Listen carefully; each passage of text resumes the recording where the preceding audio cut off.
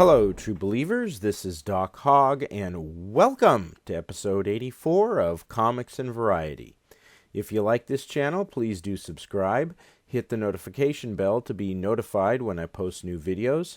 And for the sake of YouTube's search algorithm, please do hit the like button.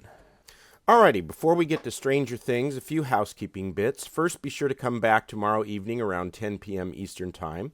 I will be doing a live stream, and my guest will be Scott McCullough, whose indie comic book, Door Kicker's Panzer Demon, is still in demand on Indiegogo. He set a fixed goal of $5,000 at the beginning of his campaign and has now raised over $12,000. We will be discussing how he did it and what he did to promote his comic books. So if you have a campaign for an indie comic book coming up, you'll want to be sure to tune in. And even if you don't, you'll still want to tune in. Alrighty, next up, I want to again let you know that I'm having a contest for 2 free comic books.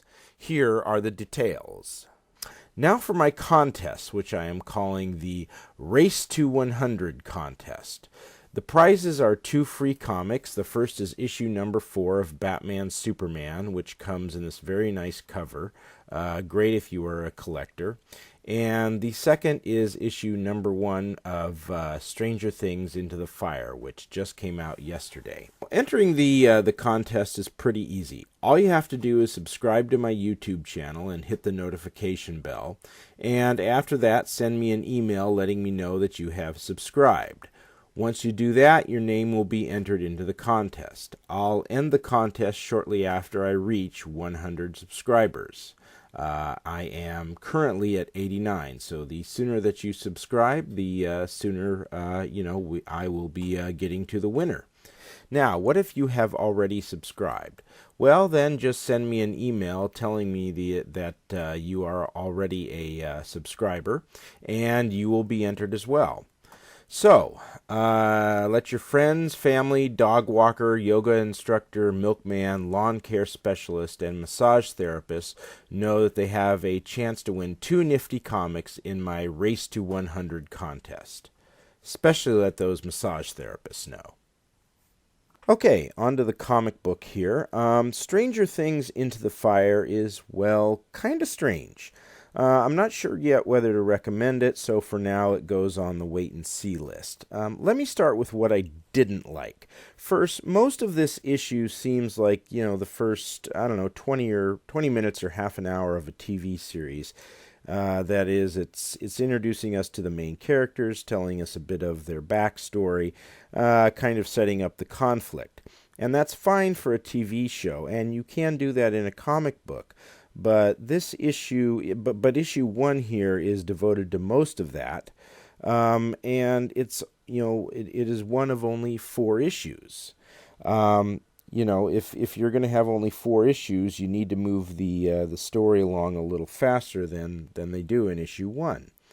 Related to that, there is really no action in this issue. I mean, yes, one of the main characters, Ricky, does engage in some mind control, but that's about it. Now, of course, comics can go without action, and the classic example being the great comic The Sandman. But this is a comic book based on a Netflix series that has a lot of action in it. Thus, it's reasonable to expect the same here, but we don't get it. So what do I like about this comic? Well, first, the plot is pretty straightforward. Ricky and his sister Marcy are trying to track down and rescue Marcy's twin, Jamie. Next up, there is this nice subplot in which Marcy wants to be a normal teenager, but can't because she and Ricky always have to leave whenever they get a lead on Jamie's whereabouts. This wanting to be normal, it could create some very interesting tension later on. And finally, issue 1 has a good cliffhanger. When we see Jamie throughout this comic, she looks like she is being drugged. Dead. But it is not until the final page that we realize that she's being drugged. We see her lying on a bed wherever it is she's being held captive. She thinks she's holding a bird, but it is actually a flame, showing that she does have power over fire. And that leaves you wanting to know things like where is she being held and why is she being drugged. Nice cliffhanger. You want to see issue 2. So I'm putting this on the wait and see list. I will say that I almost put it on the to buy list since issue 1 suggests that this comic book series has a lot of potential. But then Far Sector Green Lantern issue 1 had a fair amount of potential, and you can go see my last video to see how that turned out.